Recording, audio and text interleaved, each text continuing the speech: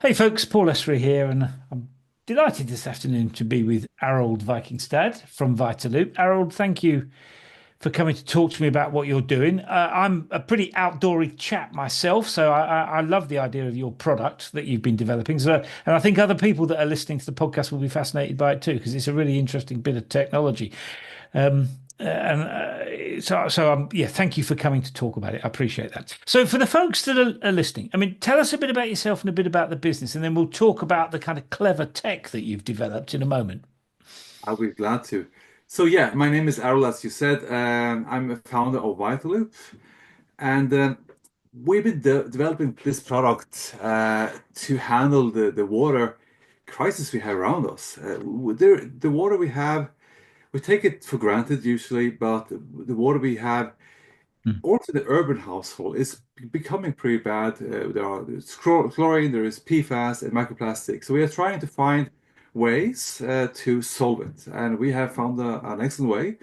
And it's basically a bottle that you can bring with you anywhere, and you can just filter the bottle with the push of a button, and it will clean all the bad contaminants. And most importantly, it also uh, will remain retain all the essential minerals, which is quite important when you deal with water and for Yeah. hydration, because the Mhm. minerals you want to have in your body. So that's a very core what the product is about. I have a background in coffee actually, so I All came right.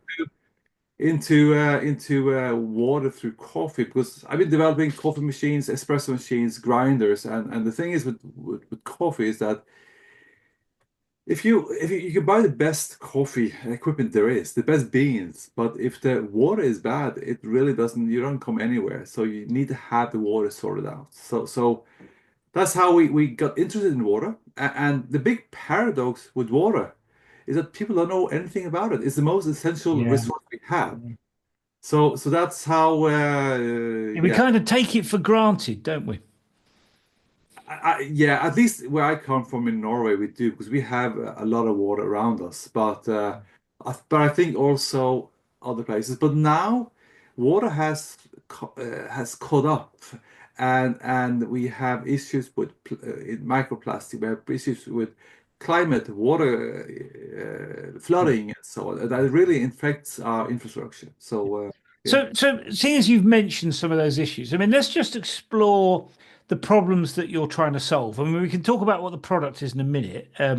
Just talk us. I mean, you've touched on a few of them, things like microplastics and what have you. I mean, just talk us through the problem that you're trying to solve, and then we'll talk about how the product does that. Because you've used, I mean, what you've done is develop technology in a slightly different way to the other stuff I've seen that's like this in the market. So just talk us through the problem first, then we'll talk about the tech. Well, filtration is not new. I mean, for sure, there has been there are many solutions in the market. But I think for us, there are two problems we're trying to solve. And there is also one environmental, that's one quite an important element, but also health as well. Because, we add chlorine in our drinking water. There are heavy metals and chemicals. That's one element. And you want to make sure that you drink that water, you drink clean water and safe water. But humans are funny sometimes. So what they do to solve this, well, they make plastic bottles. So we Yes. have a massive problem with 500 billion plastic bottles produced every year. Yeah. And I think 80% ends up in the nature.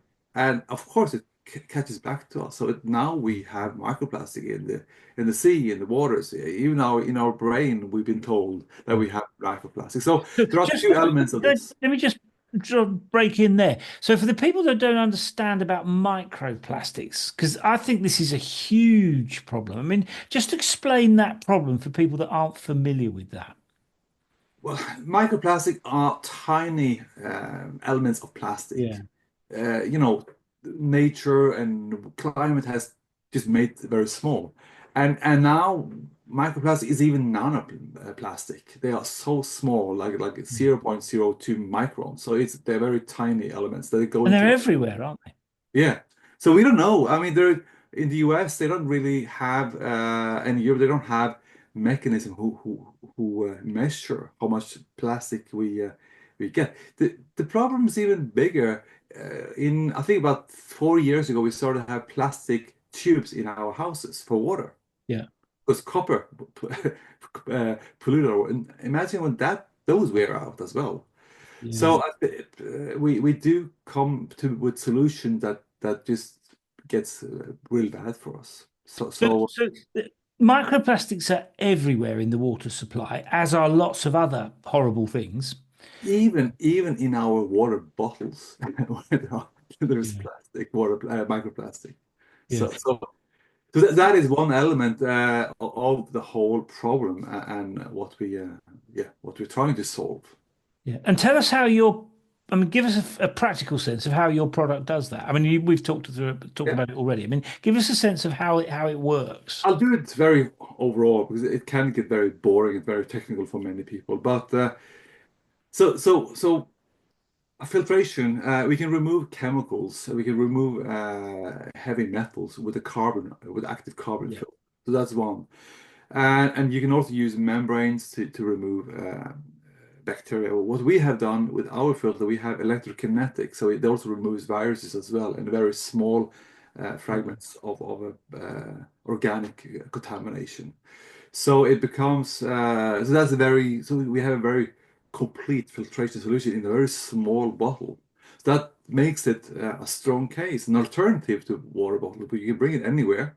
You can go into a mountain or a water like a lake, and you tap water. You can drink any water, and it becomes healthy, fresh, delicious water. So Wow. that's So it's kind of tr water treatment on the move. exactly, yeah, it is. Yeah. So Yeah. what our element we was one feature we have in our we have a pump. So when you press a button, there's a pump and it filtrates the water God. through in a very accurate speed. And speed is very important to control that what you actually claim you actually remove. Because when you're out in the wild or you don't really have if it's a manual product, you don't know really how much force you're putting into the filtration. So that is our unique Okay. feature So with this. that is about making sure that the filtration process happens properly, isn't it? Yeah, I mean, if it goes too quick, the bacteria will go through. It is that Yeah. simple. Yeah. So Okay. yeah, So I mean, when I first, when you first talked to me about the product, I thought, God, this is great because I'm quite a keen outdoorsy type mountaineer and what have you. I thought, what a great bit of kit to take with you out into the mountains. But actually, you're targeting different bits of that. I mean, that's an obvious sort of consumer sector, but you're targeting a whole range of other people. I mean, tell us about some of the other people that you're targeting and other bits of the market and how you're you're sort of what you're doing in those other sectors of the market because actually, that's that's been a challenge process because water is such a big topic. yeah. It's everywhere. I mean, you need water in every activity you do. So who do we sell this to? So that is a very important. And we've been actually, honestly, we've been going back and forth.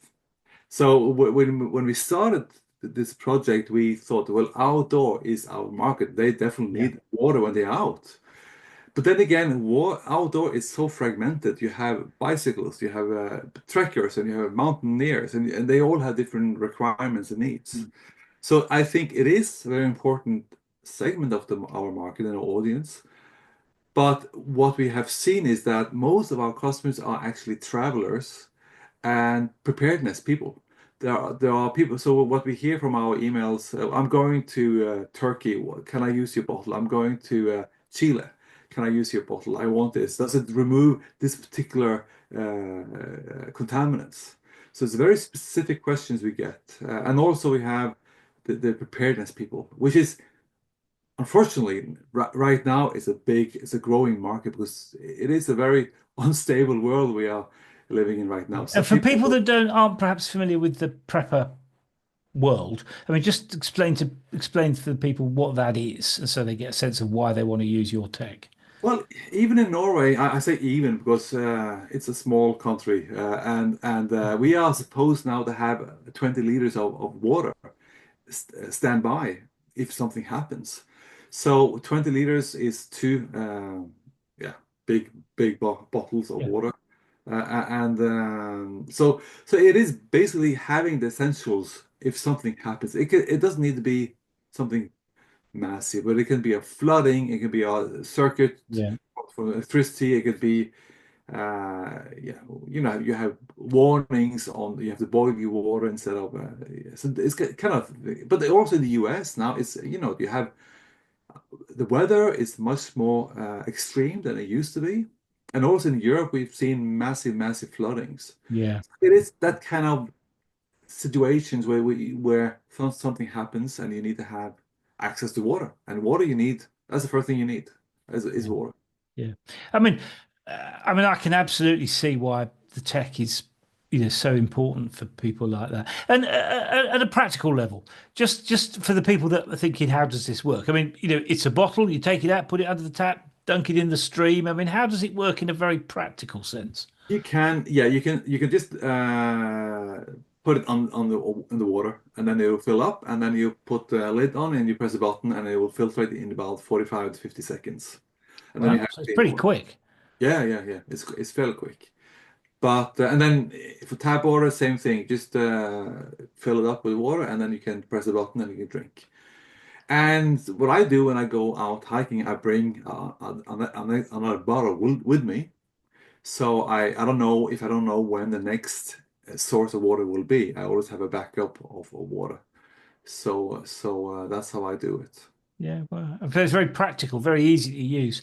And I I've mean, heard I heard many stories of people even just going out for a few days and they drink water from the rivers and they yeah, get sick because you don't know what happens upstream in the water. no, There that's might be right. an animal that might have died, and it will uh, yeah give Yeah. contamination to the water. Yeah, yeah. So what I like about it is so practical. I mean, I certainly, as a mountaineer, I can certainly see the value of it. I mean, and it's been a really interesting. I mean, you've developed a brilliant product. Tell us about the journey that you've been on to get there. I mean, it sounds to me like it's quite a clever bit of kit that you've developed. The filtering system is different to anything I've come across. I mean, tell us about the journey. How did you develop those ideas? I mean, give us a sense of the Oh, we sorts of started. challenges you've had to deal Yeah, with. yeah. We started with making a filter for coffee machines, so we can Right. really make it perfect for the coffee machine, so you cannot go wrong with the water.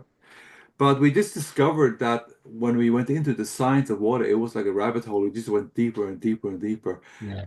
and we got very fascinated about it. I just like to have one story of when I studied in the UK, how diverse understanding of water is. I thought the water in the UK was really bad. Hard water was bad because it had so much Yeah. calcium. Yeah. But the fact is, it's actually very good water for your body. It's fantastic water. And Yeah. I was buying bottles of water at Tesco and Sainsbury's and but no, I mean it's you have excellent water for your health with calcium and magnesium. So that's good. But that's just how perception, how difficult things are with water. Yeah. So yeah, we started out with outdoor because that was the obvious, need of when you have need of a filtration solution. So we started at making a very compact solution. That's my dog, and then so that you can basically filter water anywhere. That's the idea of it. And then we had a few rounds and we came up with a solution and we just went to the prototype and went into tooling and started the whole process. Yeah.